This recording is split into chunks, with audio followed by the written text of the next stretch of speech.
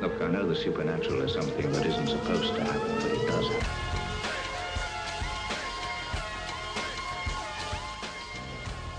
AM 1420, WBSM presents Spooky South Coast with your hosts Tim Weisberg and Matt Costa.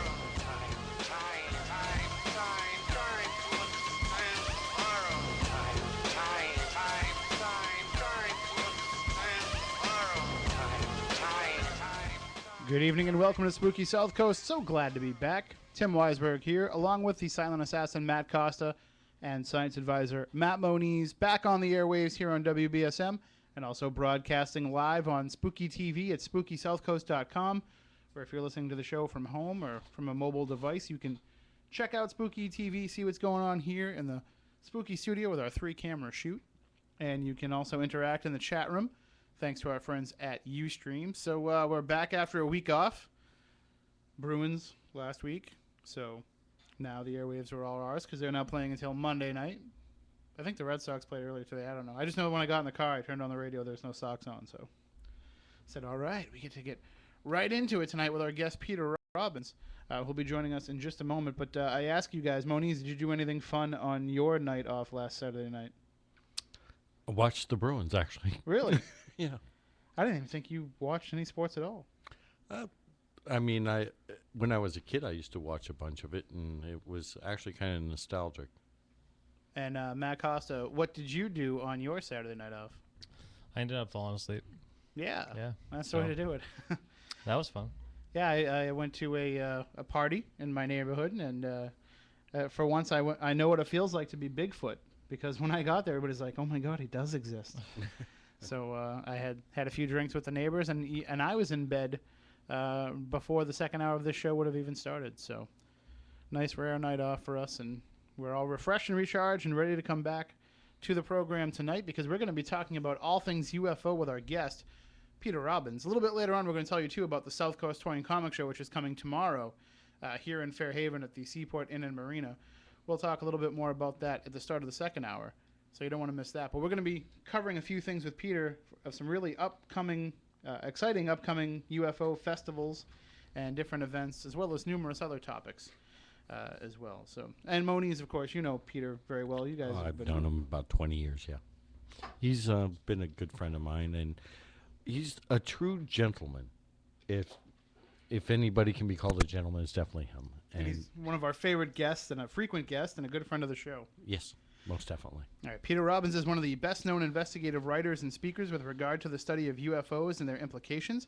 He's been involved in this field for more than 30 years as a researcher, investigator, writer, lecturer, activist, and author. A regular fixture on radio shows around the country, he has also appeared as a guest on and been consultant to numerous television shows and documentaries, and is also the co-author of the British bestseller Left at Eastgate, a first-hand account of the Rendlesham Forest UFO incident, its cover-up and investigation. He's lectured extensively both in the States and abroad, and he's now joining us here on Spooky South Coast for, I don't know, Peter, you might be right behind Chris Balzano for a record number of appearances now. Chris and I are neck and neck to have the world's record. And good evening, gentlemen. And hey, Matt, watch who you call a gentleman. Sorry, I didn't mean to ruin your reputation. All right. Well, that's you know the real Matt Moniz, Peter. You know not the character that he plays here on the radio show, which is of course far different than the real Matt Moniz. I could make big money writing an expose about that, Matt Moniz, but he has stuff on me, and he's a soul brother. So, you know, it's a mutual admiration society from the get-go. And we always like talking about UFO stuff with you, Peter, because you have a very unique slant on a lot of the UFO news that comes out. And, you know, you're able to put things not only in its current perspective, but in its historical perspective as well. And I think that's why, you know, it serves well for you to be involved with some of these upcoming events, because there's a lot of history coming up marking the Exeter UFO Festival, for example. Yes, there is. As you know, Chris, is coming up on September 3rd, which is a Saturday.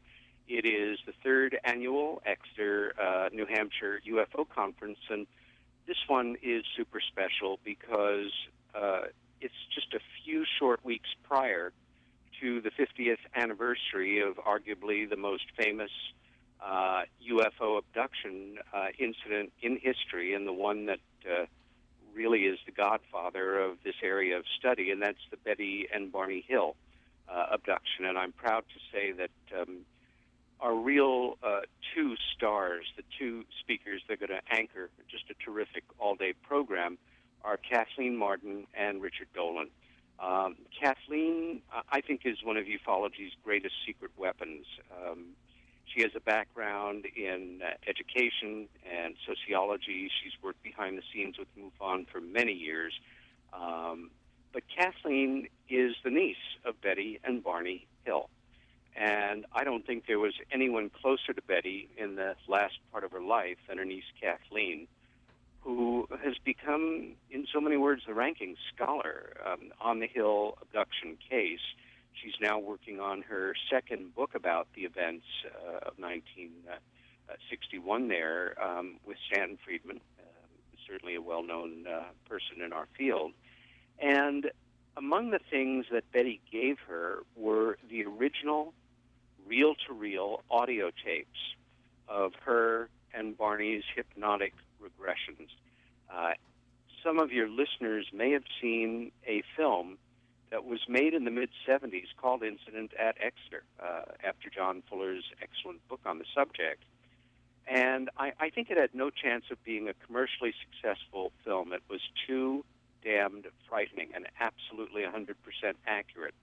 James Earl Jones, quite a young man at the time, played Barney, and Estelle Parsons, a wonderful actress, still with us, I think even working on Broadway right now, played Betty in 2AT. So Kathleen will be speaking on the Hills case.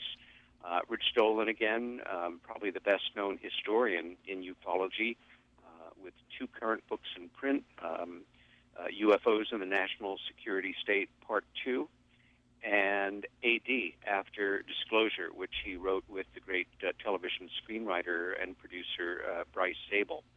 So, yeah, and for any of your listeners who are in New England, certainly, or who can make it there, this is going to be one for the books. There will be other speakers, but Exeter itself is so historic.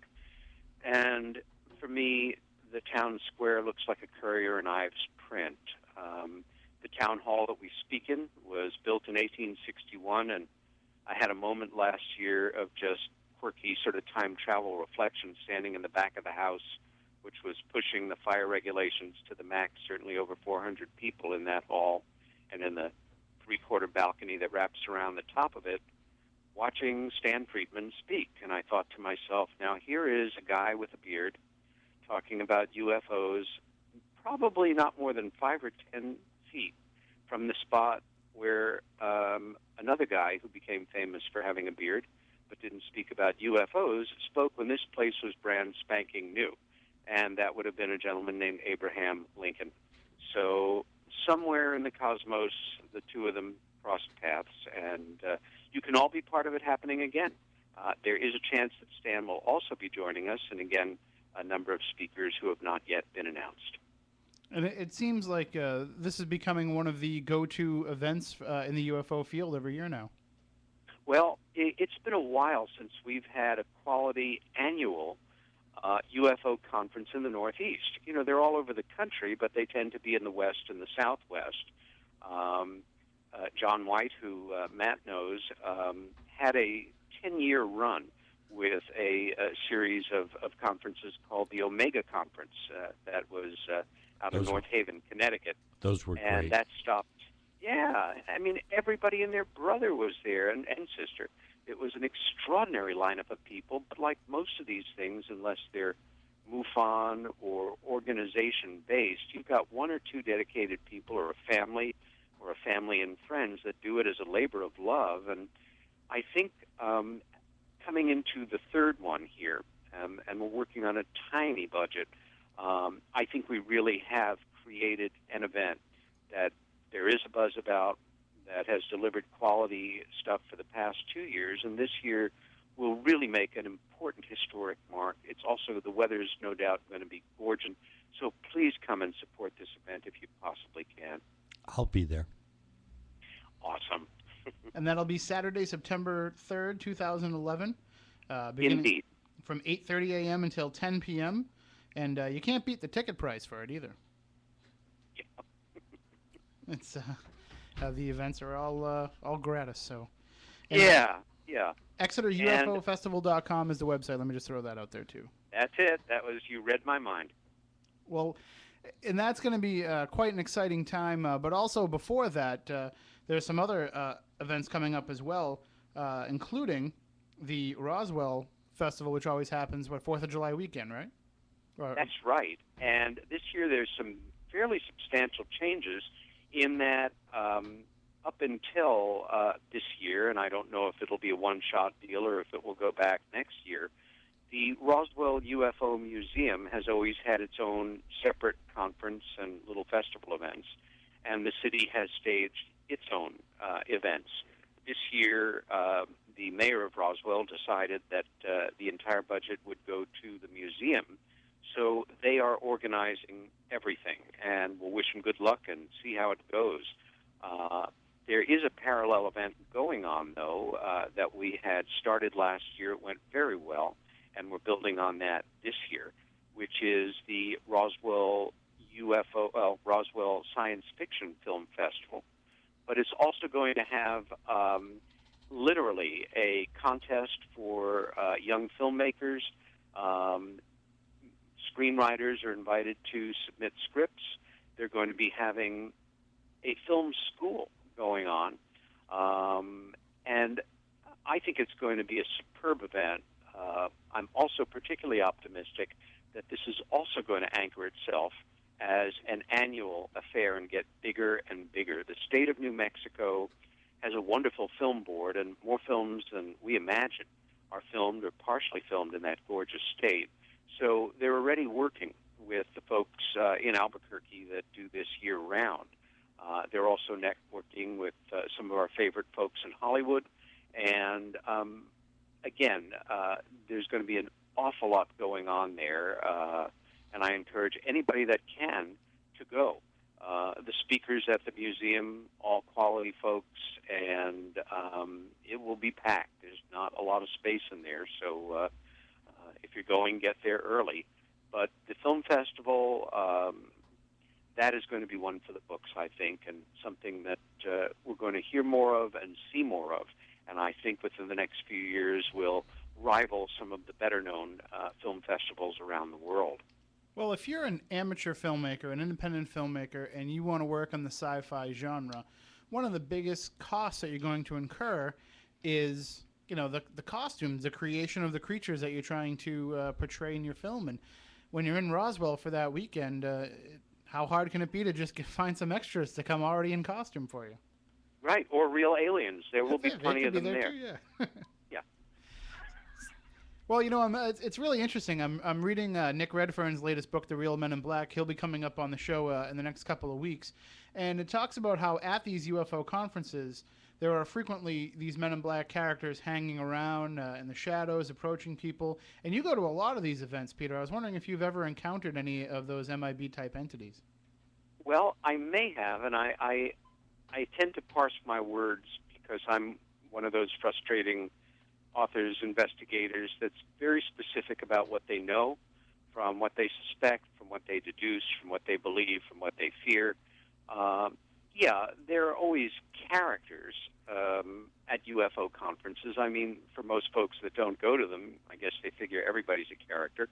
The fact is, overwhelmingly, these are regular folks from all walks of life who share an interest in this fascinating subject and, are, I'm sorry to say, not, wrapped in aluminum foil to keep out the gamma rays and wearing, pyramids on their heads and having crystals around their necks and all that good stuff. But it's all welcome if you do.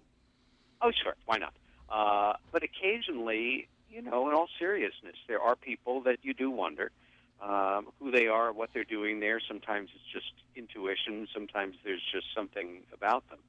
I think also at times like that, where you're in a hyper-specific atmosphere and one that has a reputation with a great deal of color to it, your imagination can take off a little bit. And I subscribe to the premise that most things can be explained in conventional ways. At the same time, you paraphrase that great thought that you don't have to be a paranoid to know that somebody is following you. Of course, the forces that be, agencies within the government, whomever, would of course tend to want somebody in the audience to report back on, gee, did they give anything away that might have a potential for embarrassing us, or how did somebody get onto certain information that we thought was highly secured? It does add a note of interest and a dimension of anxiety, if that's the way you want to lean. I tend to just have a really good time at these conferences. It's great meeting my readers and people that, have a sense of me from appearances and talks and all that good stuff. And always a great chance to see old friends and hang out and catch up and trade stories and, catch colleagues' talks. Many of us know each other, but these are the events that we see each other at. And so it kind of governs the rate of seeing certain friends as a rule. Nick Redfern's a perfect example. I think he's one of the greatest people in the field, certainly one of the most prolific. And overwhelmingly, the times that I get to see Nick are when we're on the same speaker's bill. We do have a question from the chat room for you, Peter. Low Battery Dave wants to know if there's ever if you think there's ever government or military people that are present, either visibly, noticeably, or undercover. Yeah, I always assume that, but remember that a lot of these folks have their own sincere personal interest in these subjects. I'll give you an example. Years ago, in fact, it was 1987, huge MUFON conference marking the 40th anniversary of Roswell, the Kenneth Arnold sightings. It was held at American University in Washington, D.C. Very well-attended conference with a phenomenal speakers lineup. And a buzz went up in the audience somewhere along the way that there was a congressman in the audience. And at the break, a number of us saw the guy. It was Senator Claiborne Pell, then senior senator from Rhode Island, and arguably, at the time, one of the most powerful men in the Senate, certainly from the Northeast. And at a break, he's wearing a big honkin' badge that says Claiborne Pell on it, MUFON. And a number of us just kind of friendly come in toward him and, nod and smile as he does. And somebody asked the question, Senator Pell, what are you doing here? And he said, I find this subject fascinating as a private citizen, and gave us a smile. And I expect it was true, and maybe there was another dimension to it. But I always see, and I always speak to people that I later find out are retired military of some level or another, who are interested. I found out years ago that a former undersecretary of the Air Force, once he retired, he and his wife started to really learn more about UFOs, watch the lectures, read the books. And my friend who knew them made it very clear to me that, having known them since they were all in college together, this was not a big deal to her. It was something they had always had a private interest in, but never felt it was appropriate to put themselves out there or talk about their interest while he worked in the Pentagon. And I would respect that. So, some of it I think is real, some of it is imagined, but one can always expect that there are going to be folks who are may have an official background, and maybe there officially, or maybe there because of personal interest. I would think that the best of them, we're not going to know the reasons and necessarily who they are, why they're there, or what the real deal is. But it makes it a little more interesting when you're looking at faces at the breaks and wondering who's the plant from Alpha Centauri or from the Pentagon. Well, I'm sure that there is a great deal of people out there who have never been to one of these events, who are worried that they are going to get there and it's going to be the tinfoil hats and the pyramid cones and all that stuff. But what they don't realize is that most ufologists that I've encountered, most of the people that we've talked to here on the field, they don't take themselves too seriously. They know, that what they do is considered, it gets the hairy eyeball from some people, but what's great about it is the amount of dedication and work that they put into the field of study. You can't help but, when you leave, have a newfound respect for the people that might speak at these. Overall, I think you're absolutely right, Chris. The fact is that the subject has been tarred with such sensationalism and such distortion since the summer of '47, really the get-go of the modern age of, UFO sightings. But most UFO conferences are very much the equivalent of other peer group study conferences in any other area of history, science, engineering. Choose your own subject. And as one would find in any broad-based area of research, investigation, study, there are many, many breakdowns and specialty areas. Nick Redfern, for example, has really established himself as a leading authority, not just on government cover-up, but on anomalous creatures, Fortean doings, monsters, mysteries in history, etc.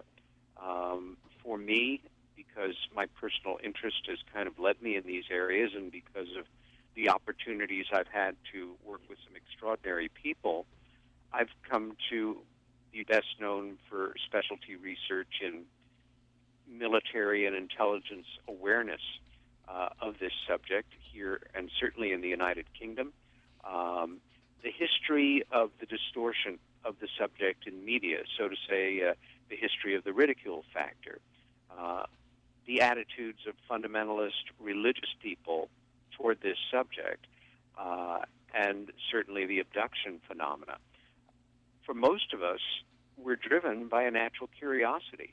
And if I do good work in the field, part of the reason is because there's so little, it's such a terrible way to make a living that you're not going to make more money focusing in and developing material on a topic that you don't find fully engaging. So most of us tend to follow subjects that we are the most interested in, and then do the hard work and the research, the way that anybody would write, a thesis paper or something, either for publication, for presentation, for a book, for a lecture series, what have you.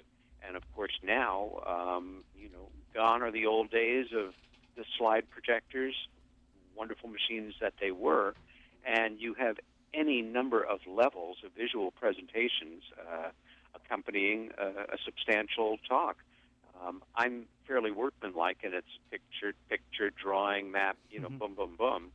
But people, for example, like Rich Dolan and Kathleen Martin and Linda Howe, their PowerPoint presentations are not only fully illustrative of what they're discussing, I think they're absolutely brilliant and push that wonderful technology to its edge in supporting the information that they have established in their research with really, really fine visual materials to fill out the story for us.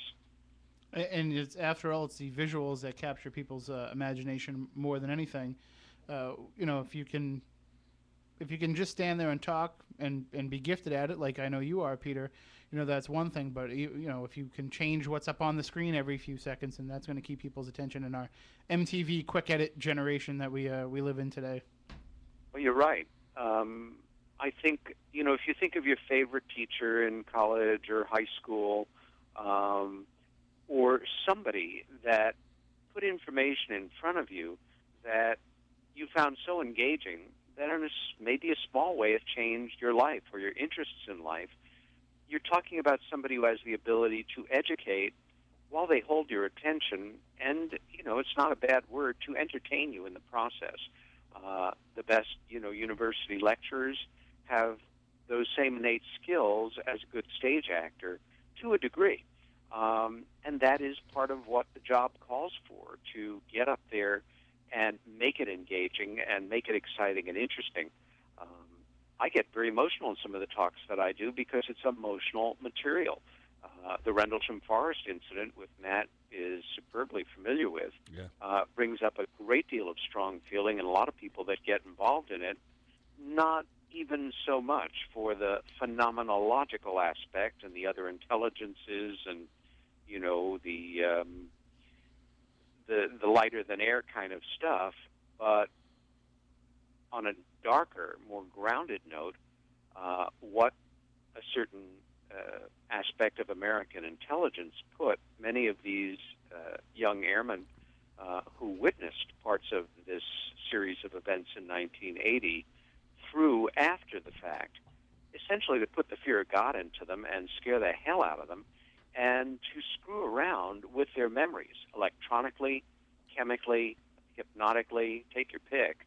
I don't think any of these guys have fully been the same, and that, after passing through an initial highly anxious and genuinely fearful period when I began my research on it, what got me absolutely fully engaged was rage. I was furious because my co-author, who went on to become a very dear friend of mine, was put through the mill on this as much as anybody. And more recently, Jim Peniston, John Burroughs, who have come forward as earlier witnesses in the same event, have made it very clear the impact that this has had on their lives as well. So yeah, you know, you do your best to make the folks that come to these conferences feel that they got their money's worth, that they've learned something, that they may now be just interested enough to go from being an armchair sort of consumer of information to saying, you know what, I think I'd like to look into this little aspect of this thing. And maybe the bug will bite them, and they'll become a bit of a researcher and end up writing a paper and having it published or giving a talk at their local library and moving on from there. Happens fairly regularly. Well, we have a call on the line, but before we take that call, I just want to mention you were discussing, Peter, about, you know, the best teachers and the ones that you're able to remember. And I remember, and Moniz can back me up. He had the same teacher, and I think Matt Costa did as well. But we had a teacher who... Peter. Yeah, exactly. Who would have no problem discussing UFOs openly in class, and, you know, shared with us a lot of intriguing theories in an 8th grade science classroom. And then when I got to college, I had a professor who taught about conspiracies and assassinations. And, you know, I went to school, by the way, on a Pell Grant. Thank you, Senator Claiborne's love Pell. But, you know, and he taught me to keep asking these questions. And without those two guys, there wouldn't be a Spooky South Coast, most likely. Yeah. So that is wonderful to hear. And you know what? Even though these people deserve recognition, I'm not going to ask you their names because of the ridicule factor that still is attached to this damn subject. And the most important thing they did for you and that those people did for me was not give you specific information to bark back or hold as precious, but to question, to become more inquisitive, to inquire. For me, it's one of the great threads of my life, and has added such a rich dimension to just doing the work that I do. Well, we'll actually openly say their names because we have done so many times. Peter Hassenfuss was the teacher who I'm sure a lot of our listeners had as well. He's the reason why I became a scientist. Yep, and we owe a lot to him, and I know he listens from time to time, and we're trying to get him to come on the show sometime. Oh, and the college professor was the late, great Dr. Philip Melanson, who wrote a book about the MLK assassination and researched the RFK assassination. Yep. It was a very well-known figure. He was one I got to see the actual Zapruder film with. He got it in... Jeez. Yeah. You guys were really lucky to have teachers like that. We have been. We've been very fortunate. Wow. But let's take this call here. Yes. And if anybody else wants to call in and talk with Peter Robbins, tonight's subject is all things UFO. You can give us a call, 1-877-996-1420 or 508-996-0500. You can also email us spookycrew@spookysouthcoast.com or jump in the chat room on spookytv@spookysouthcoast.com. Good evening. You are on the air with Peter Robbins. How are you? All right. Hello, Peter. Hello, guys. How you doing? What's happening? Hi. All right. I have a question for Peter, and I'd like to get Matt's view on it, too, if that's okay. Sure. I had once seen a UFO really close. You know, it was real, not a light. It was a real metal UFO. Anyways, all the sound, it was during the day, and all the sound around had stopped. Like, everything had stopped. And I was looking to figure out online what that might be, and I'd come across something that they had said it was called the Oz effect. I don't know if that's true or not, and I was wondering if you guys had any idea or know anything about that. Can I take this one first, Peter? Yes, you may. All right. The Oz effect of what you're talking about has happened repeatedly in a number of cases. I'll give you one good famous example. The Pascagoula case. Calvin and Hickson, Calvin Parker and John Hickson, I believe is his name, were fishing, and this craft came and eventually abducted them. But the first thing they noticed is all the crickets and every piece of like animal around just stopped. There was a complete silence around them as this craft approached it. It was also made note by Jack and Jim Weiner and the rest of the Allagash 5 case, and there's several other famous cases. I've also come across this on a number of personal cases that I've investigated. Also, how about you, Peter? Well, I was going to say before Peter, and also Stan Gordon mentioned that Yes. happening in the Pennsylvania UFOs that he investigated. Sorry, go ahead, Peter. Yeah. I think part of what we're talking about here is a point of physics, if you will, audio physics, that we simply don't understand, like so much of areas surrounding the phenomena, the experience that UFOs, the intelligences behind them, seem able to generate. This also goes for selective invisibility. Case after case after case, way beyond the realm of legend, lore, and mythology, seem to have established with multiple witnesses over the decades that in certain cases, for reasons we can just make educated guesses about, that one individual can see X, the other one either sees nothing or they see Y. And on a much more conventional note, but we do have to factor it in, if you are, like you are looking and you are seeing a UFO, and it is close up, and it is fully articulated, and you have never seen anything like it in your life, and it doesn't matter whether you've always taken the subject seriously or talked about it, in a condescending way, the chances are pretty good that you are going to go into physiological shock. That is an adrenaline dump, an epinephrine dump, another chemical that lingers in the body for a day or so after, that really enhances your experience. Epinephrine and norepinephrine, yes. Yeah, and it would also include tunnel vision, where you can literally not tear yourself away from it, and auditory exclusion. You are so focused on the event that somebody could fire off a handgun 10 feet from your head, and you literally wouldn't flinch. So those things also have to be factored in. But what you're discussing in terms of almost like a vacuum, where did all the noise go, is a genuine phenomena associated with certain close encounter and sighting incidents. And again, we can't explain how it happens. We can only acknowledge that it does and assure you that it wasn't an illusion, and that is just part of the way it is sometimes. And caller, was that your one and only sighting? I've seen it 3 times, but I've seen like the orange glowing balls that people see. Mm-hmm. I've seen those twice, but that was my first time seeing a, nuts and bolts UFO, and there was no sound around it, and then it was during the day, and the next thing I know, me and my wife and my kids are standing on our front porch, and it's nighttime. I may want to talk to you later. Can you tell me where this occurred and when? It was in Vernonia, Oregon. It was about 10 years ago, I'd say, and it was in a small town, and nobody talked about it, and I never heard a thing about it. In our town, it's the middle of the day, and it was just so weird. Did you and your family discuss it? Because you were obviously saying you were there with your family watching it. We didn't discuss it for about 2 or 3 days, and then we're like, hey, something weird happened the other day. And we're like, yeah, and we started thinking about it, and it started coming back, and it was just a weird, and then when we came to, basically came to on the porch, we looked out, and we could see an orange glowing ball, and something orange dripped out from the bottom of it, and it was like a half mile away maybe, and we didn't do anything about it. We just looked at each other, went in the house, and went to sleep. Went immediately to sleep.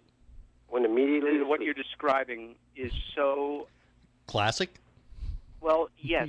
First of all, to anybody that's listening out there who is open-minded and trying to wrap their head around this thing and, you know, cutting us even some slack, this has got to be where you say, no, this is not the way it would be. I'm a human being. This would change my life right away. I would be talking about it. I'd be asking about it. I'd be looking into it. My God, it happened with my family. I wouldn't have wasted a minute. Well, you know what?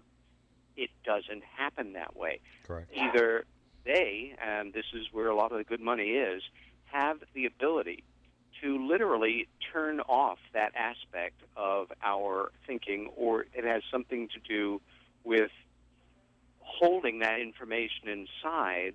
And again, fear of ridicule does not cover it all. It is so unnatural that every time I hear it confirmed in another case, there is a part of me that goes, wow, that really is part of it. I'll tell you an anecdote. About 15 years ago or so, Bud Hopkins' daughter gave him a book of stories and essays, as I recall, by a famous American playwright and screenwriter. And this gentleman happened to have a rural property in Vermont. And his name is David Mamet. Most of you that have any interest in the world of culture are familiar with it. And if Mr. Mamet is listening, or anybody who knows him, you ask him about this. This is not fiction. He's writing about being in his cabin, and I'm paraphrasing here, but it's now dark, and it's a very rural area set up on a hillside, and he watches a light of unknown origin coming in, seemingly under intelligent control, and it lands on his property. There is a glow coming from that area, and he gets on the clothing he's going to need to go outside. He gets his revolver. He makes sure it's loaded, and as he's about to go out, again, I'm paraphrasing, but essentially he just kind of yawns and says, oh, boy, I'm kind of tired, and it's been a long day, and I think I'm going to take a nap. And he goes to sleep. Now, I cannot tell you how many times we have accounts like this, or just like the one you gave us. The UFO sighting that I had as a child so shocked me and so upset me and so overwhelmed me on a certain level that my sister Helen, who was 6 feet away from me when it happened, she made it clear in a sentence later that afternoon that she was interested in talking about it, and no, I was not interested in talking about it. And in our case, a couple of days didn't pass, something like 14 and a half years passed. I mentioned it. When I brought it up, it was like, oh, yeah, and she finished the sentence for me. And my reaction was, what just happened?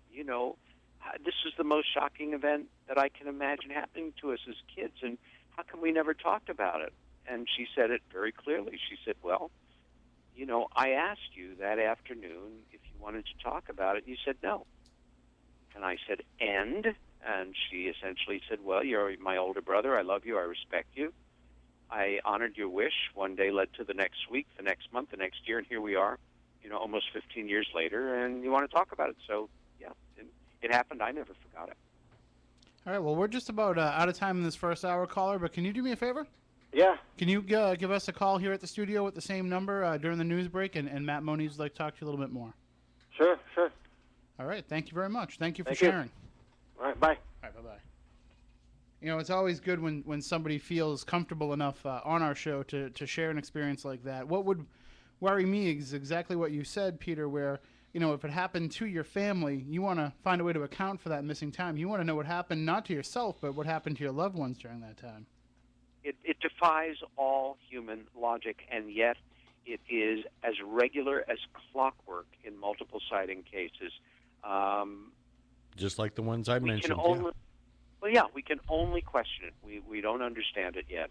Okay, well, we have about 2 minutes before we have to go, but we have another call on the line, so let's take this one really quickly. Good evening. You are on the air with Peter Robbins. How are you? Hello, gentlemen. Hello. How are you doing? Hi. You mentioned something earlier.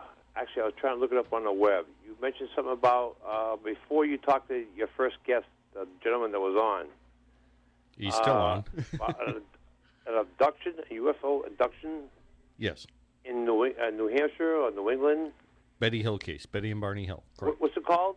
Betty and Barney Hill. Betty and Barney Hill. Okay, so if I Google that, I'll find it. You'll find many links to their name. Well, I'm looking at your website. It's pretty impressive. Well, if you go on our website, there's a book called Captured by Kathleen Martin and Stanton Friedman. And that is their niece and one of the world's foremost experts on UFOs working together on that book. And you can get that through our website, SpookySouthcoast.com. And coming up in hour 2, I want to talk more about the Hill case with Peter as well. So stay tuned because we'll have Betty more and of it who? done. Betty and Barney Hill. Betty and Barney Hill. Where are they out of? Exeter, New Hampshire is where it New took. Hampshire. Okay. All right. Okay, I'll check it out. All right. And stay tuned for hour 2 because we'll talk more about it. Thanks for calling. Great. Thank you. All right, bye. Yes, we will. We'll be talking about more about that case, and we'll talk about all things UFO with Peter. And you can call in 508-996-0500, 1-877-996-1420. Jump in the chat room at SpookySouthCoast.com on Spooky TV, where you can watch the video feed as well. We are working on getting all the archives up to date. I've been getting blasted on Facebook and online and on Twitter with people wondering where the shows are. I'm sorry. It's on me.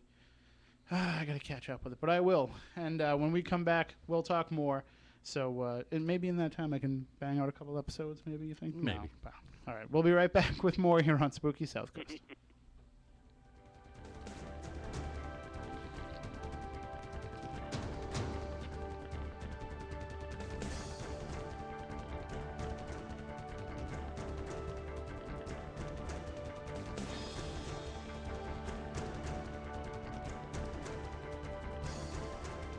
First with local news, talk, and sports. This is WBSM New Bedford, Citadel Broadcasting, AM 1420, WBSM.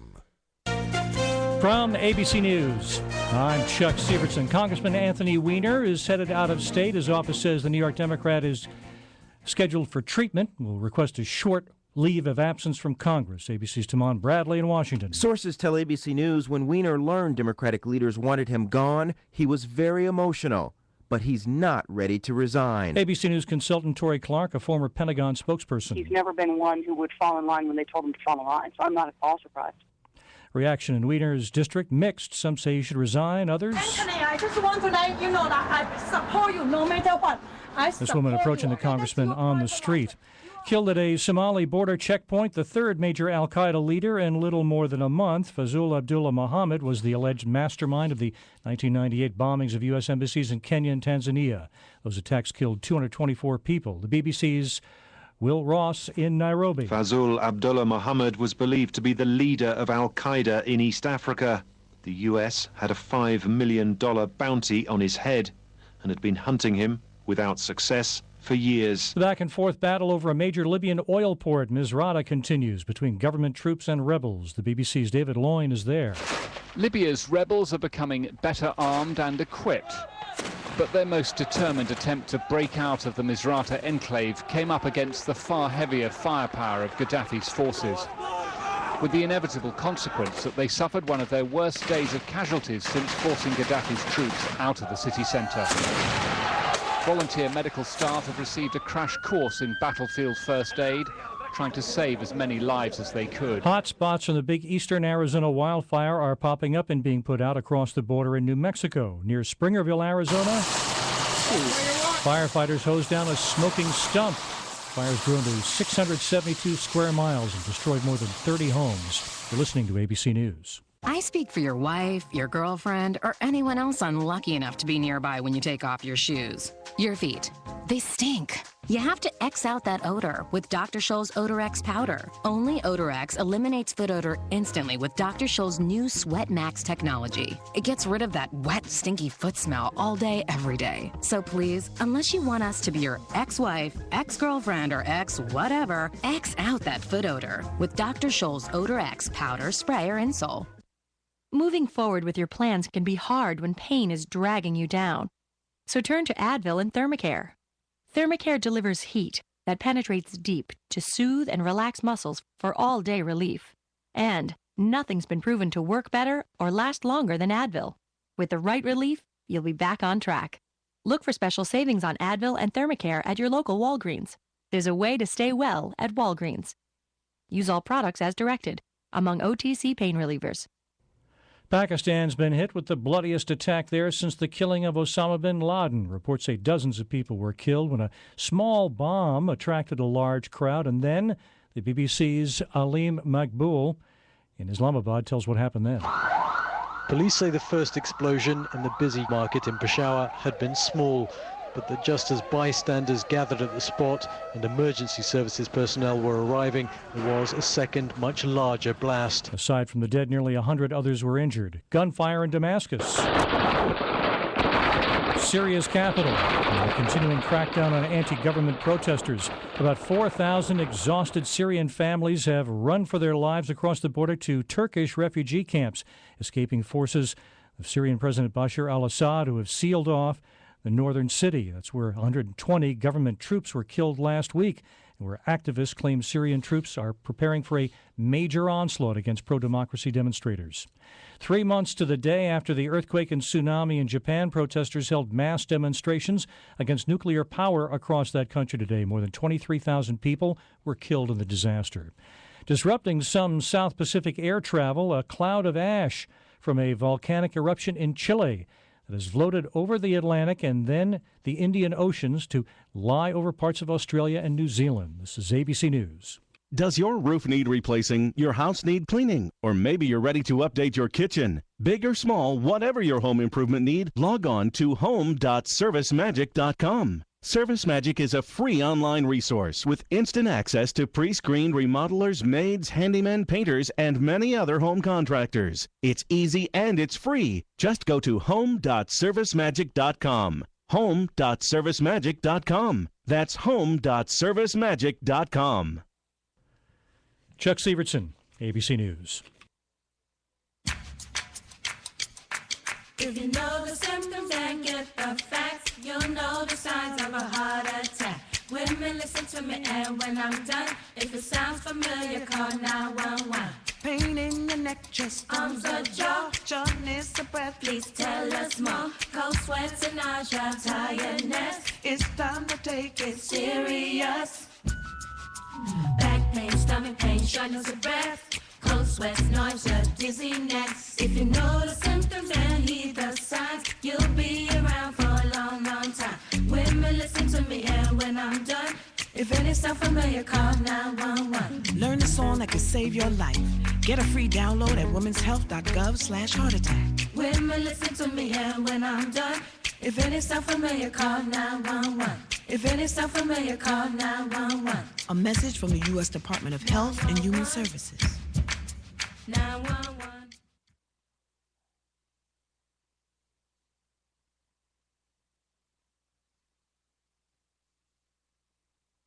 AM 1420, WBSM brings you live play-by-play from the New Bedford Bay Sox season home opener. This Sunday night, the Bay Sox are ready for their best summer yet, and you'll hear all the action as they take on the Laconia Muskrats. Tune in Sunday at 6 as Jack Peterson and Pete Braley bring you every pitch, every swing of the bat, and every hit on AM 1420, WBSM.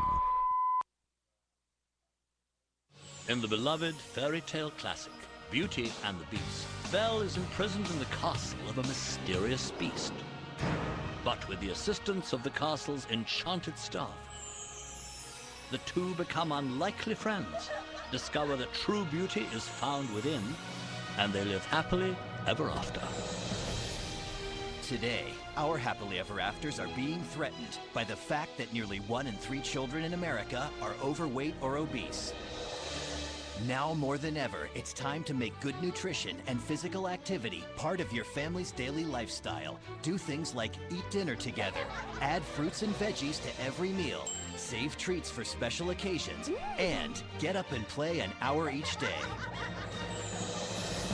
Be our guest to healthy living and visit letsmove.gov to learn more. That's letsmove.gov. This message has been brought to you by Let's Move, the U.S. Department of Agriculture, and the Ad Council.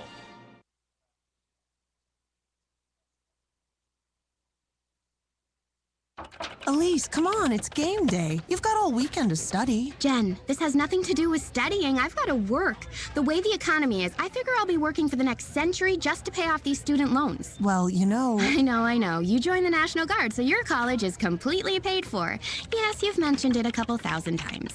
The National Guard Scholarship covers up to 100% of your tuition. Learn more at nationalguard.com. Sponsored by the Massachusetts National Guard, aired by the Massachusetts Broadcasters Association and this station.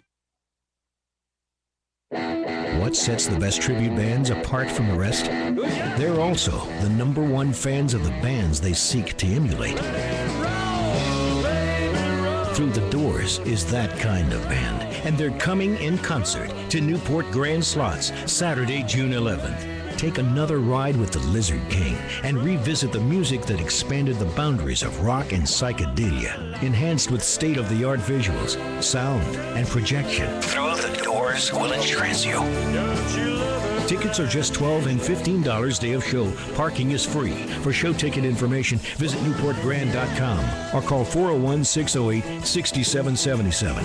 If you're as big a fan as they are, then don't miss Through the Doors, the multimedia tribute to the legendary Jim Morrison and the Doors. Saturday, June 11th at 9 p.m. Newport Grand Slots. Friendly, fun, and oh so close at the base of the Newport Bridge. AM 1420, WBSM, with Total Body Wellness. Every Tuesday morning on The Pete Braley Show. Join Rainey St. Laurent of Pharma Health as he covers a wide variety of topics designed to make you feel better. How to handle the side effects of certain vaccines. How to reduce the risk of breast and prostate cancer. How to sleep better. The benefits of vitamin D, and many more topics. Your host is a registered pharmacist, a board-certified clinical nutritionist, as well as a doctor of natural medicines. Total Body Wellness, every Tuesday morning at 8:25 with Pete Braley on AM 1420 WBSM. I'm working 2 jobs, and my husband works too. My kids go to school with your kids. I sit next to you at PTA meetings. We live right next door. We've been neighbors for years. You know my family and me pretty well, but here's one thing you don't know. I'm 1 out of every 6 Americans, and my family is struggling with hunger. Like you, we believe in this country. What's hard to believe is in the land of milk and honey, how many hardworking Americans have to choose between paying bills and feeding their families. This is a problem with a solution. Please visit feedingamerica.org today and find your local food bank for ways to help. Every dollar you donate helps provide 7 meals for those around you quietly struggling with hunger. Together, we're Feeding America. Brought to you by Feeding America and the Ad Council. Welcome to today's lottery drawing. And today's winning numbers are not yours, not yours, and another number that's not yours. And the final number is not yours. When it comes to having money, don't rely on luck. Brew your own coffee at home instead of buying that latte. Brown bag it to work instead of ordering it. Go to feedthepig.org for more free ideas on how to save. Feedthepig.org. This message brought to you by the American Institute of Certified Public Accountants and the Ad Council. In the next minute, 156 people will be added to Earth's population. But overpopulation is not just a numbers game. It's also about a better quality of life, which includes access to basic health care, food, clean water, and a sustainable balance between people and our natural resources. If you think overpopulation is such a big problem that you can't make a difference, think again. Learn more at populationconnection.org, a public service from Population Connection.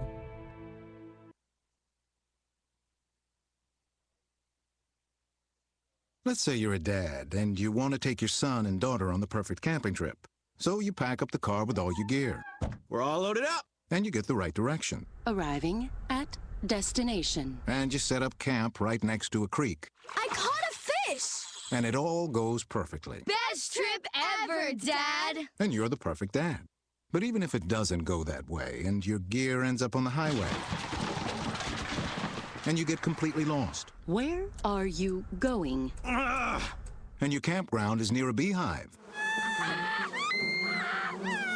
It can still be the perfect camping trip because kids don't always see things the way you see them. Best trip ever, Dad! You don't have to be perfect to be a perfect parent. There are thousands of siblings in foster care who'll take you just as you are. For more information on how you can adopt, go to adoptuskids.org. A public service announcement from the U.S. Department of Health and Human Services, Adopt Us Kids, and the Ad Council. You have a mission. It's no collision. Hold the phone. Don't text. You're angling to be next. Brothers and sisters, you won't see it coming. You're off the road. Your life explodes. It's not worth it. Don't do it. You only think there's nothing to it. Put it down. Hang up. Pay attention to highway action. Behind the wheel, there is no such thing as a small distraction. Join the conversation at decidetodrive.org, a public service message from the American Academy of Orthopedic Surgeons.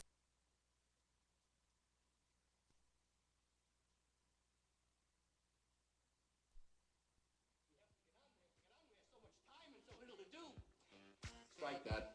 Reverse it. This way, please. Who's going to tell him? Oh, let's not wake him. He'll find out soon enough. Let him have one last dream. Spooky South Coast is back. No one is safe. Hold on tight. I'm not exactly sure what's going to happen.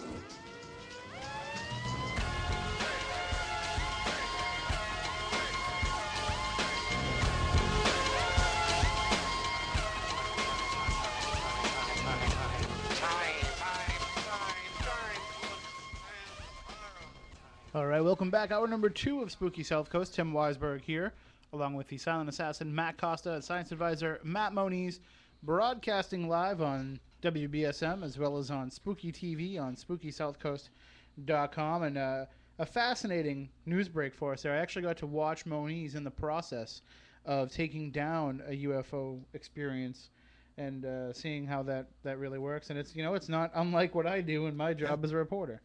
And that's similar to a lot of the same principles, yeah. And so you are going to be offering that caller some more information and assistance. I'm going to let him forward me more information about what they feel comfortable about sharing. I will go back and forth with them with a few more questions, and if they really wish, I can hook them up with other professionals that can take them the next step further if that's the route they choose to go. And anybody that ever has any kind of experience, whether it be UFO, whether it be other types of paranormal phenomena, any kind of haunting going on, or just anything that you need any help with, any assistance, you have any questions about, email us anytime, spookykrew@SpookySouthCoast.com. It goes to all of us. It goes to Chris Balzano. So you'll be able to, get in touch with us, and we can help you get in touch with others. I mean, pretty much from the first couple of weeks that this show was on the air, we were already getting emails from people that were looking for assistance, and we were trying to hook them up with people in their area that could help them out. That was almost 6 years ago. So we've been able to develop quite a network of friends and colleagues and trusted advisors in that time that we can certainly get people in touch with the right people. So if you ever have any problems, spookykrew@SpookySouthCoast.com is the way to get a hold of us. You can also find me on Facebook as well, and I can help you out there. And you might also run into me tomorrow at the South Coast Touring Comic Show. It's happening from 10 to 4 at the Seaport Inn and Marina in Fairhaven. And just added, the big paranormal guest for this event is Brian Harnois, our friend from Ghost Hunters and Ghost Hunters International. He'll be there, as well as our friends Penny Dreadful and Guru. They'll be there as well. Jimmy Superfly Snuka will be there. Got a great Superfly story for you. I'll tell it real quick. I was covering an event when I was writing on wrestling for the Standard Times, and I was covering an event at Brockton High School, and I ran into Jimmy Snuka in the hallway as I was getting ready to leave.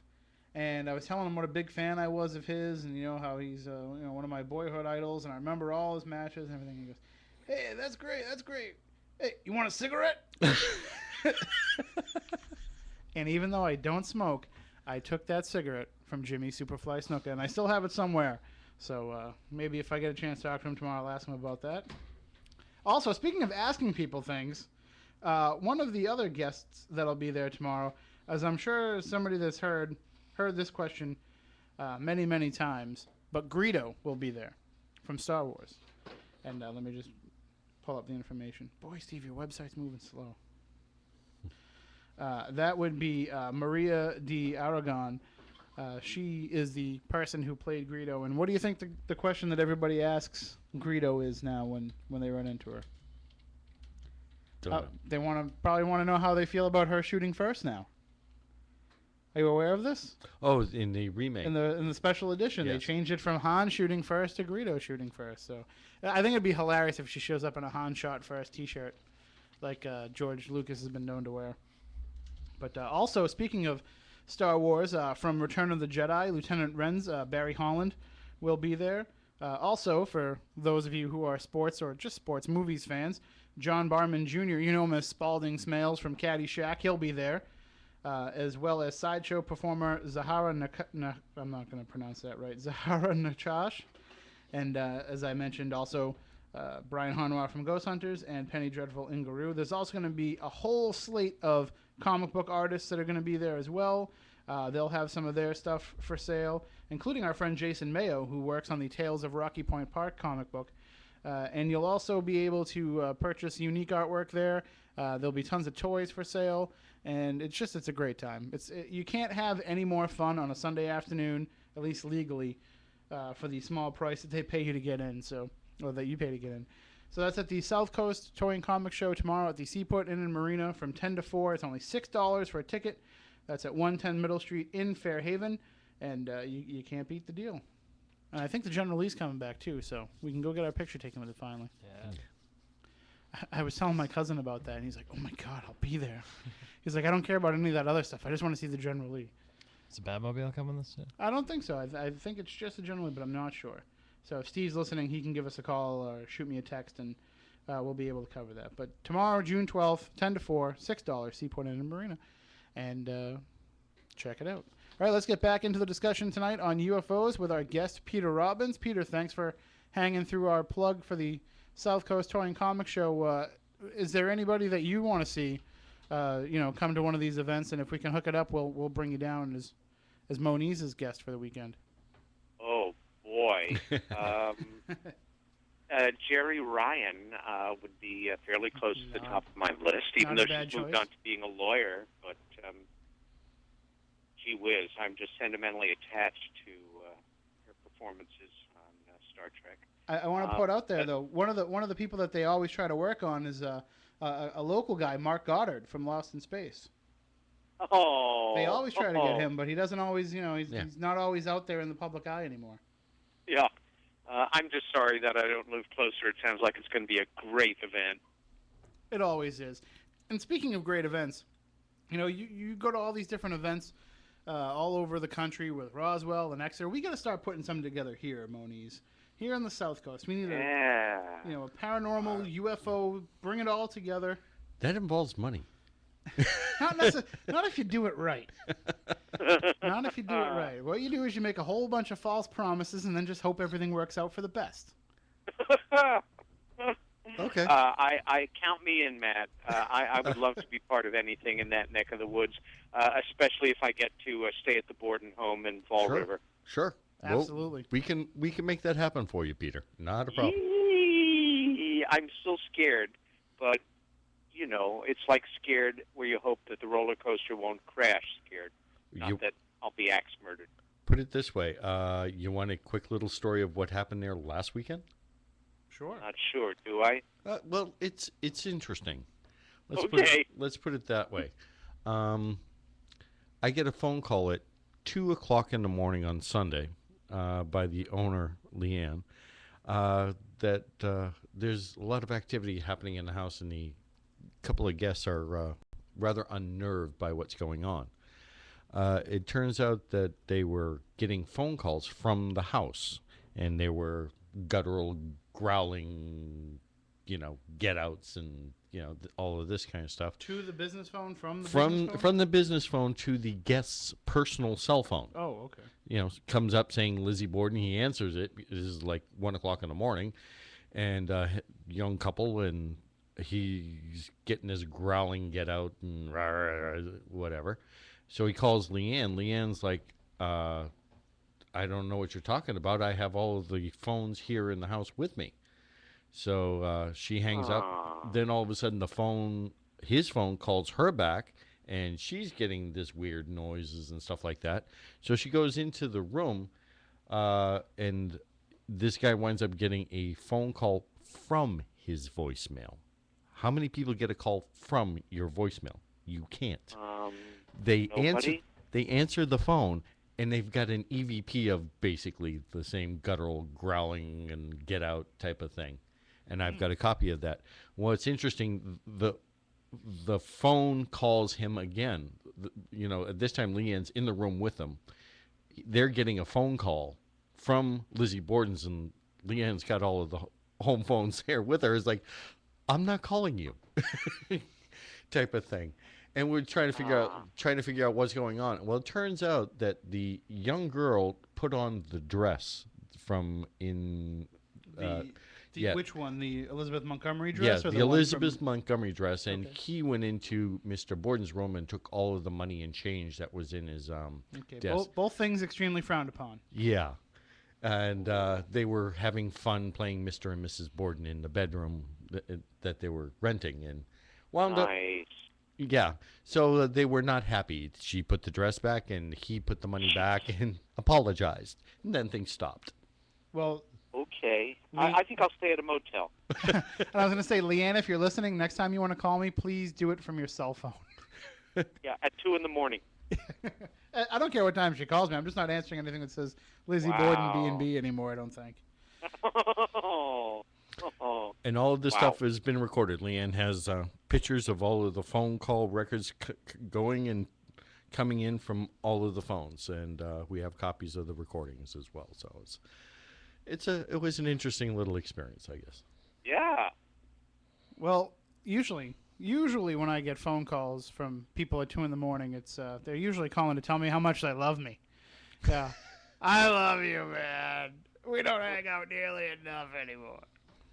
But anyway. It's nice when men get in touch with their feelings and have to express them. It always takes liquid encouragement, though. Yeah. Well, we were talking in the first hour about Betty and Barney Hill, and that caller called in looking for a little bit more information. And I think, if you look at the hallmarks of ufology, you start, of course, in, June of 1947 with Kenneth Arnold, and then you have the Roswell crash. But I think it was Betty and Barney Hill that really Why made does everybody always skip the Maury Island case? That started actually before Kenneth Arnold and... I'm just pointing out the hallmarks that people... So, but I think Betty and Barney Hill are the time when it becomes personal to a lot of people who are interested in this, where it becomes, now it's not just about a sighting, but it's about an abduction, it's about an experience, it's about, these entities actually invading to some degree. But Tim's right, and it's worth a moment of clarification. We have extraordinary documented events like the February overflight of Los Angeles of a unknown disc-shaped object that had... 1,430 rounds of artillery fired at it with no hits except for 2 deaths on the ground. We have Foo Fighter sightings during World War II, other ones going back to time immemorial. When we talk about the Arnold sighting and the Roswell incident a scant week and a half later, that's what we usually refer to as the birth of the so-called modern age of UFO sightings. But yes, there's a certain amount of latitude that we have to give that. And when we're talking about this case, I mean, it's strange not only for what happened to them, but for the fact that it seemed like at the time there was no template for reporting this type of an experience. There was no basis of comparison. That everything that they said must have sounded completely just astounding to those who were documenting it. I think you're absolutely right. The Hills, for a little bit of background, were a couple who lived in New Hampshire. It was a second marriage for Barney. I forget whether Betty had been previously married. Barney was a postal worker, and Betty was a social worker. They were also an interracial couple, Barney Black and Betty White. And I know from an archivist friend of mine, we were discussing this case some months back, and he said for him one of the interesting details was in the North and the Northeast, where the case received tremendous press but really not until about 1965 or so. The incident itself and the particulars of it were the central aspect of the news coverage. In the South, it was the fact that these allegations were being made by a black man and a white woman who happened to be married. And that was considered at least as newsworthy there, that they were allegedly abducted by other intelligences from parts unknown. And, yeah, they were coming back from a fairly brief holiday in the Niagara Falls region. And the details are now, they're so well recorded and so well researched.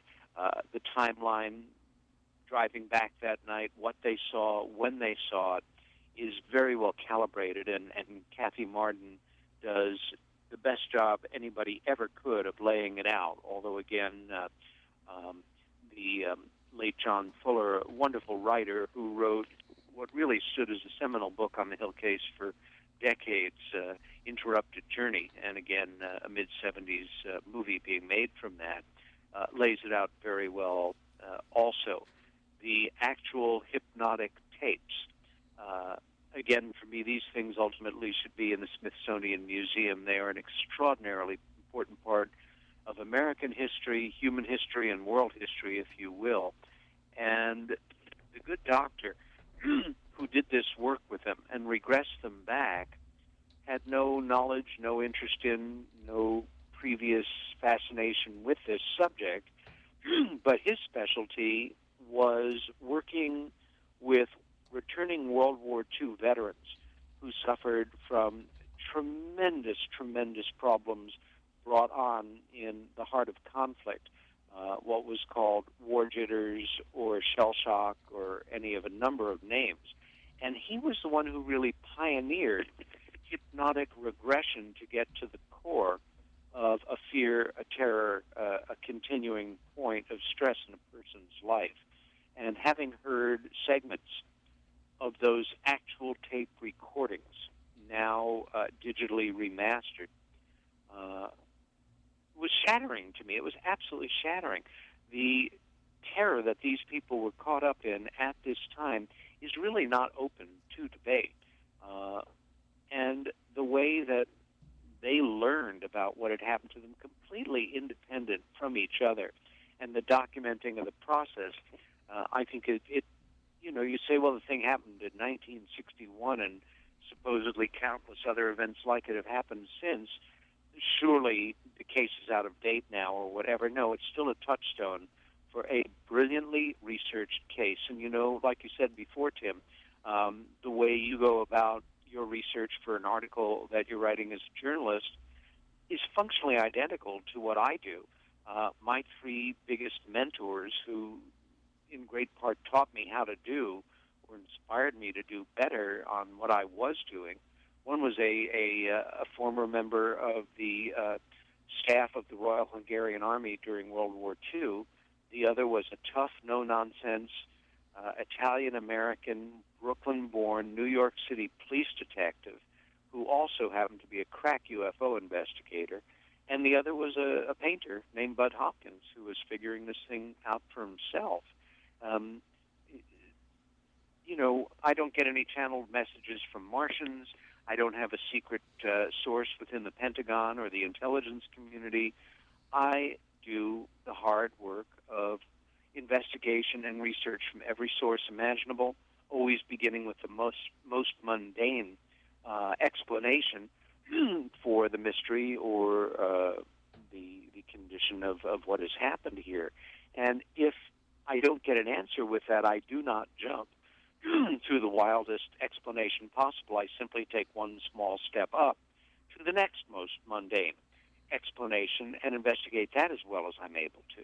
You know, you triangulate a report with physical evidences, multiple witness, a history of the same types of events, anomalous events in the area, and so on and so on. You go into the local newspaper morgues and see if you can flesh it out there as well.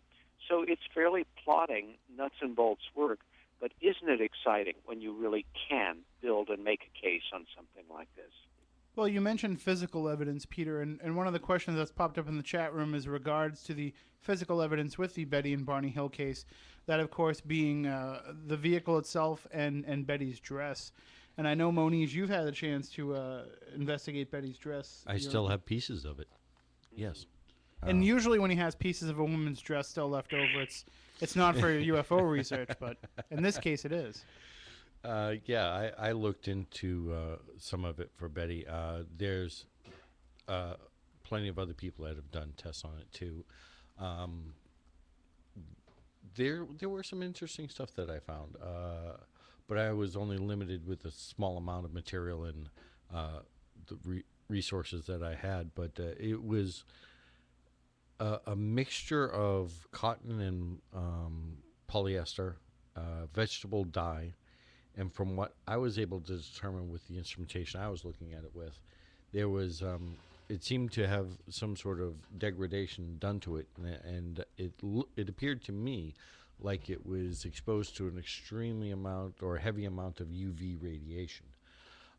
There's another scientist, I'm trying to remember her name. Peter, you will know. I correspond with her all the time too. Now that's gonna. New England based? No, she's actually in like Ohio. She did a lot of the work in Betty's book, in Captured.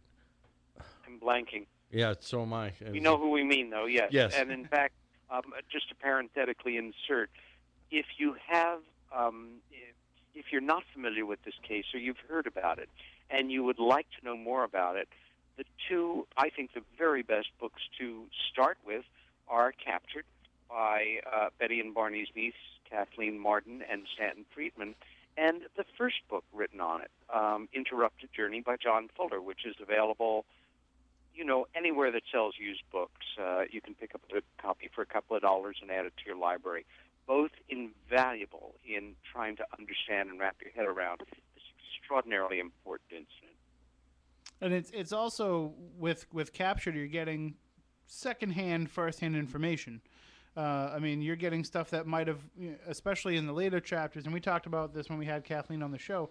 You're getting, what Betty said long after the media attention had gone away, and Yes. long after they were no longer writing newspaper stories about her, and what she said, at the kitchen table.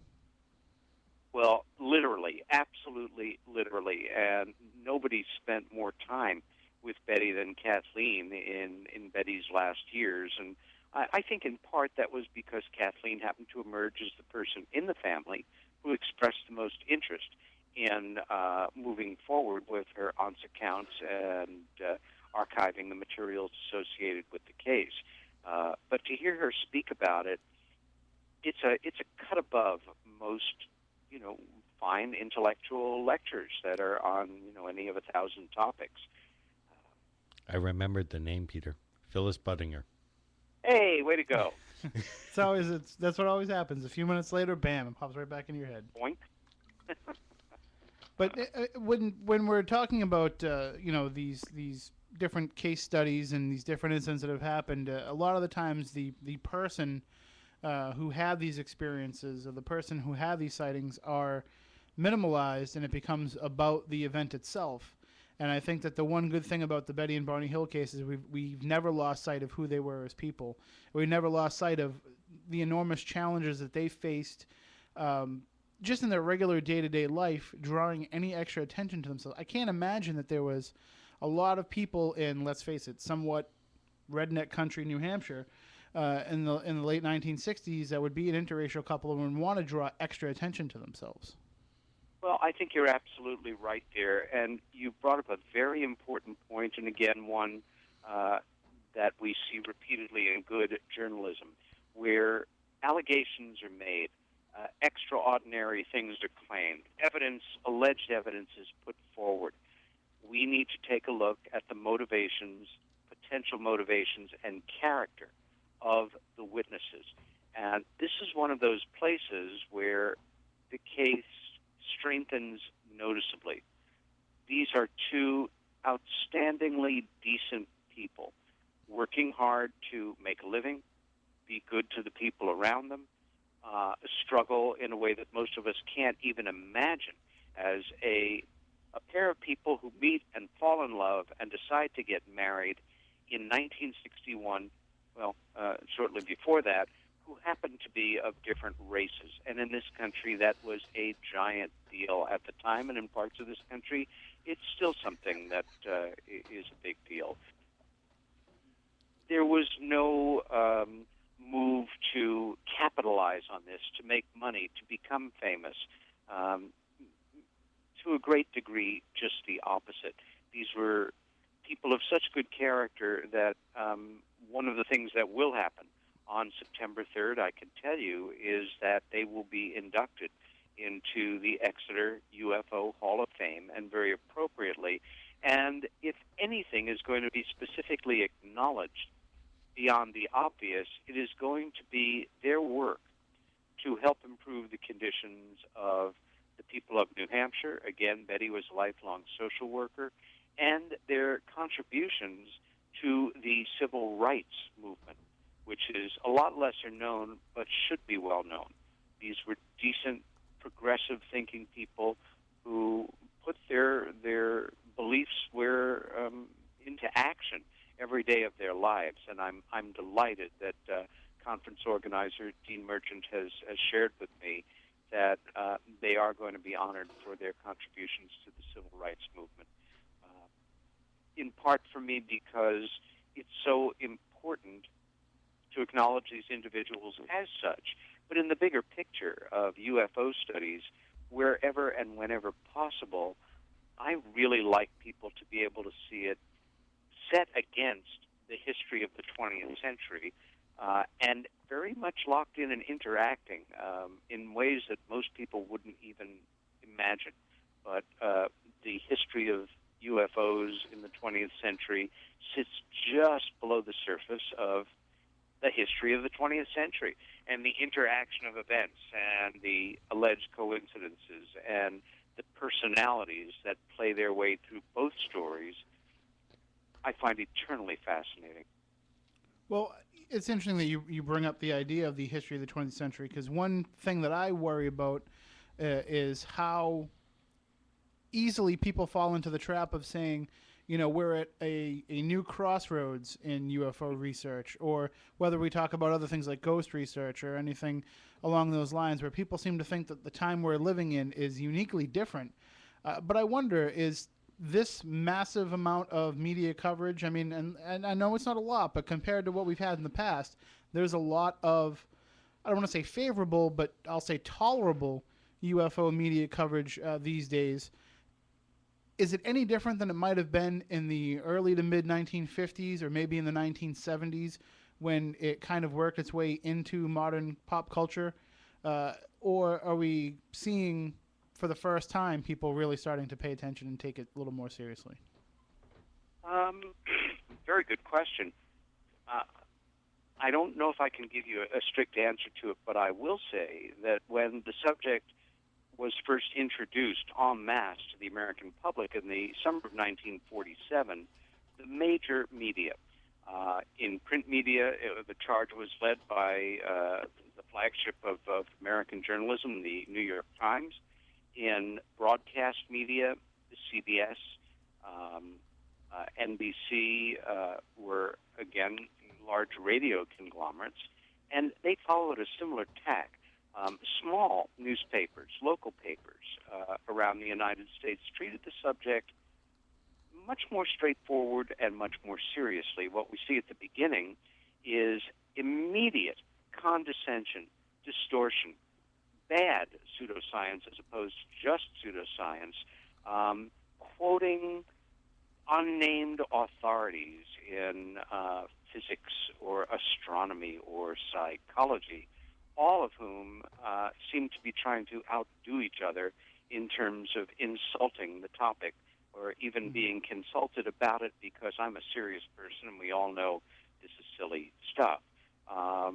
But inevitably, all you need to do is see something, have an experience, or be confided by somebody that perhaps you know, love, respect, who you would trust literally with your life, telling you what they saw and that they are convinced that it was what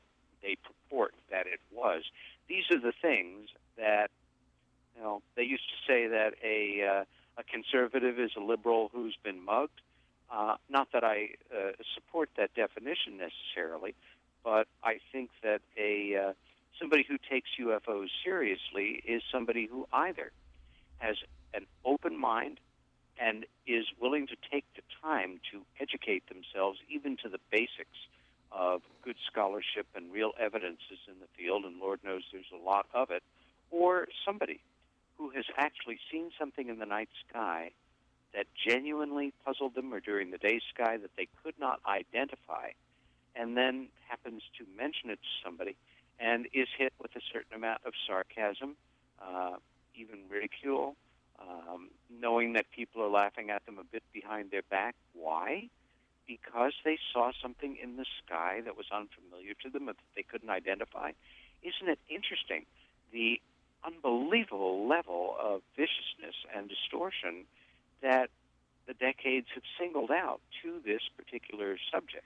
Now, again, back to your question, there have been periods where, call them a flap, if you will, where major UFO sightings have occurred in any number of parts of this country or the world, and people get kind of a bug up in their bonnet, and, yeah, I am serious about this. I have a friend who saw it, and, I would trust them, and I am, going to look into this a bit more.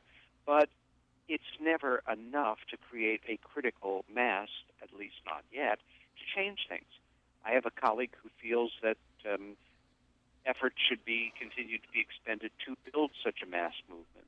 His model is the anti-Vietnam War efforts that captured, young people of the 60s, ultimately a lot of their parents, ultimately people in the media, and at a certain point, the critical mass was such that President Johnson realized that it was lost. And so he's advocating blowing up universities? Yeah, well, exactly. Okay.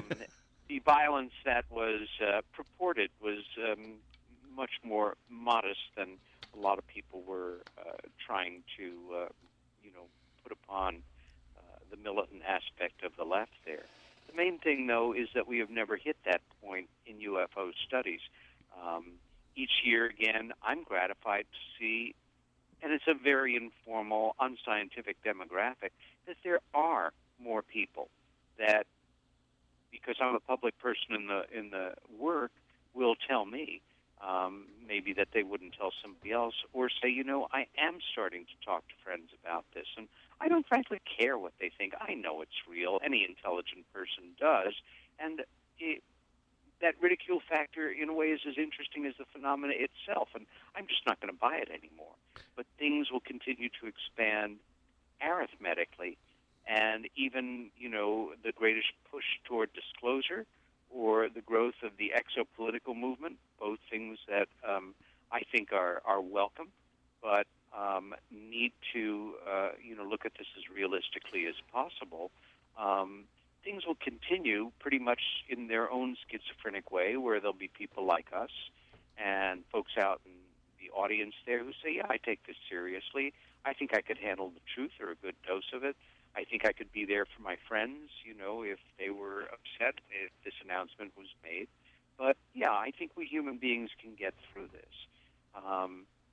And who knows? The game might be called by them rather than us at some time. And at the same time, I don't think they want to fully reveal themselves to us, because history is just filled with too many accounts of a advanced culture interfacing with a less advanced culture, and in pretty much every case that history records, the less advanced culture begins to wither and dies or collapses very quickly. Or is absorbed. Yes, exactly. Or as a tribal leader, an African, said to Carl Jung, as I recall, around the First World War, in trying to describe, the contact with the British that they first had in the 1870s or 1880s, and what happened to their culture after. His way of putting it was, our dreams died. So, again, I think it's hiccuping along, and it's getting better, and we do have more people in the media, whether it's George Knapp in Nevada, or somebody like George Noory, or somebody, I guess most recently Leslie King, who comes to us from a very distinguished background as a journalist and a reporter for some of the best-known newspapers in America, who last year published her book on UFOs, but from the point of views of generals, ranking military personnel, professional pilots, and people in government. So every year, there is good work out there, and it does affect the forces that be and the greater public at large. But so far, nothing has come along to threaten to shove it into the realm of real life, real politics, and the society at large having to deal with it. We're not quite at that point yet. And like my friend Richard Dolan, I have to say I do not think the government, our government, unlike other governments, is going to disclose what it knows, but I think one way or the other, disclosure is inevitable, whether it's going to come in the form of a Pentagon Papers kind of leak or a WikiLeaks thing or a publication of amazing photos of artifacts on the moon and Mars that people can't deny. I don't know, but it's going to happen. Or a landing in the middle of the Super Bowl. Well, yes. Aren't those usually held in a dome? No, that's true. Sometimes, though, they open the roofs. For me, sometimes you just have to go to science fiction because science does not give us models to base ways that things could change on. And I am not a big science fiction person, but I've read some of the best and was lucky enough as a kid to be introduced to Jules Verne and H.G. Wells and those things before I got to more pop culture stuff. Anyway, you guys may be aware that in the early 80s and remade about 2 years ago was the science fiction miniseries called V, which I felt was pretty mediocre in many respects, and after a while degenerated into every World War II resistance movie I've ever seen, except instead of Nazis, we had reptilian aliens in disguised as very hot-looking human beings in these great, latex skin jobs. But I thought that V had one of the most clever, original, interesting, and provocative premises that any science fiction story about, otherworldly visitations had. And that's simply that the story opens with like 60 giant mile-and-a-half kind of motherships just sitting over the 60 biggest cities in the world, not revealing themselves, not doing anything, not coming forward for weeks or months, but game over. Well, we are talking with UFO writer, researcher, lecturer Peter Robbins. And if you have any questions, we have about 10 minutes, well, actually about 7 or 8 minutes left in the show. 508-996-0500, 1-877-996-1420. You can also email us spookycrew at spookysouthcoast.com or post your question in the chat room on Spooky TV at spookysouthcoast.com. And this might be a loaded question, Peter, and it might be, I don't know, beyond any possibility of answering anytime soon. I'll make something up. One of the things that you mentioned earlier was the idea that people are so quick to cut down people who have had UFO sightings. They're so quick to say, no, that can't exist, so you're crazy for having seen it. What is it about humans? Why are we so hardwired to dismiss UFO sightings more than anything? It seems I got this one. It's called intellectual insecurity. You think that's the case? Yeah, they don't understand it, so it's easier to ridicule somebody about something you don't understand. But doesn't it seem like, maybe it's just my perception, because I talk to people about, say, ghosts on a more frequent basis, but doesn't it seem like... ghosts are human in a person's perspective. This is something beyond them. They're having the hard time of relinquishing the seat of being the highest level of evolution that they know. You got what I think Matt is really onto a very important aspect of this, that if you are, let's say, a church-going person, or you go to synagogue on Saturdays, or you go to the mosque, or you go to your Buddhist temple, or whatever, in any case, if you are locked into a way that the world happened and the religious stories that you hold dear, that you're inspired by, that help you through rough times, in no way cover this. And worst of all, if this is true, then there are questions about what I was brought up with. If we're made in the image of man, then whose image are they made in? Are we no longer the biggest fleas on the back of the great cosmic dog? Are we somebody's graduate experiment gone horribly wrong? But whatever the combination of possibilities that so freak out and challenge our imaginations or our intellects on this very important subject, we and our parents, and in many cases our grandparents, have been so brilliantly conditioned by our media, by our government, by our intelligence communities, by popular culture itself to a degree, that the subject is nonsense, that for most folks, they don't even know where to begin. And that is in great part the fault of an irresponsible media or a media that, you know, I can't prove this, I can't show you any evidence for it.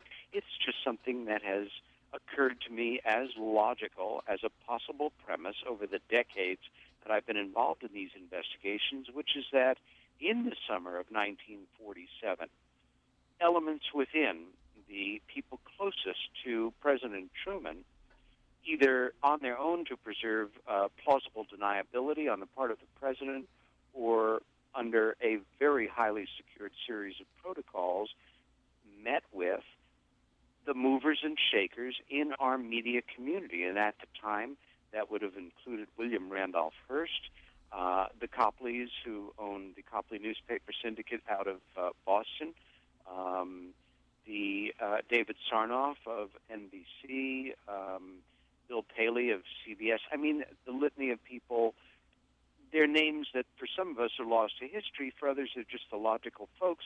And I'm not even saying they were brought into it as much as, look, we're dealing with this whole new threat now. Most American historians date the beginning of the Cold War, very interestingly, to the summer of 1947, specifically July, when Foreign Affairs magazine carried an article called On Containment by a then completely unknown political theorist and political scientist named George Kennan, who went on to become an advisor to, I think, 9 American presidents, died a decade ago at 101 years old, and essentially set up a theoretical paper which became the basis of keeping the Soviets in check to contain Soviet expansion during the Cold War.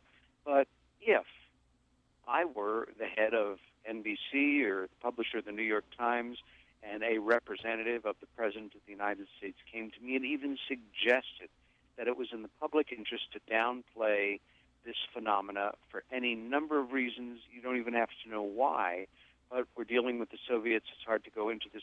I'm talking off the top of my head here, but the amount of hard work and intention, I'm speaking as somebody that has read every single article the New York Times has ever published on this phenomena in order, and observing the patterns that carried into other print medium and other reportage in this country from 47 on.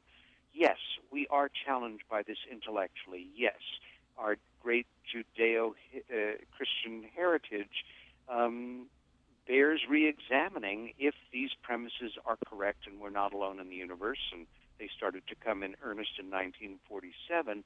But even with those factors very much in play, we have had such a number done on us since that very important post-war year that it still has tremendous power, impact, and effectiveness in our so-called modern world of reporting. Well, that brings us just about to the end of the show, and I can say, in my capabilities as a reporter, if anybody ever wants to share anything with me, I'll do all I can to make sure that it gets told. But I hit the same brick wall that everybody else does. But I hit it a different way. I don't hit it because people say, hey, we don't print stories about UFOs. I hit it because, wait, aren't you the sports guy that talks about this stuff all the time? So, that's my own handicap in this, I guess. But why don't we run down really quickly, Peter, where you'll be again. I know that the Exeter UFO Festival will be Saturday, September 3rd. And the website for that is exeterufofestival.com. And you're also going to be at the Roswell weekend. And when exactly is that being held? Well, I won't be there, but I'll have many friends there. And that runs from July 1st to July 4th this year. My next appearance is going to be on Saturday, the 16th of July in Philadelphia as part of UFO Awareness Day in Pennsylvania. Pretty progressive state, right, guys? Yeah, sounds good. And I'll be speaking on a topic that I've researched and refascinated by for years, the very unusual circumstances surrounding the alleged suicide of our first Secretary of Defense, James Vincent Forrestal, and he committed suicide like, well, he was murdered. Let me put it that simply. And I think you have the website for UFO Awareness Day as well there in your notes. I don't have mine at hand. Yep, it's meetup.com/UFOs-61/events/210-15541. And if anybody needs it again, just email me, tim@SpookySouthcoast.com, and I'll shoot it off to you. Okay, great. And yeah, I'm hoping to see folks there. And let us stay in touch, gentlemen. Always a pleasure. Look forward to my return visit. We've had a missing time experience. It could not possibly have been since 10:15 that we were talking. All right. Thanks so much, Peter. Good luck with all these events, and I hope to see you at one of them one of these days. Thanks, guys. Have a good night, brother. Take care. Good night. You too, brother. Bye-bye. Bye. That is, of course, the great Peter Robbins. Check out his book that he wrote with Larry Warren, Left at Eastgate. You can get it on SpookySouthcoast.com through our Spooky store. And be sure to check out all these events. Again, if you need any of that information, we'll have it all posted up on SpookySouthcoast.com. We'll be back next week. I'm not sure exactly what's going on with next week because our original guest had to postpone his appearance. We were going to have Governor Jesse Ventura joining us to talk about his new book, 63 Documents That the Government Doesn't Want You to Read. But we're putting that off again to a little bit later in the summer. So just stay up to date with SpookySouthcoast.com and keep up to date on my Facebook page, and we'll let you know as soon as we know. So until next week, for Matt Moniz, for Matt Costa, for Chris Balzano, I'm Tim Weisberg. We want you all to stay spooktacular. With local news, talk, and sports, this is WBSM New Bedford, Citadel Broadcasting, AM 1420, WBSM. I'm Hillary Barsky. Congressman Anthony Weiner is showing no willingness to leave office over his sexting scandal, despite heavy public pressure from top Democratic leaders.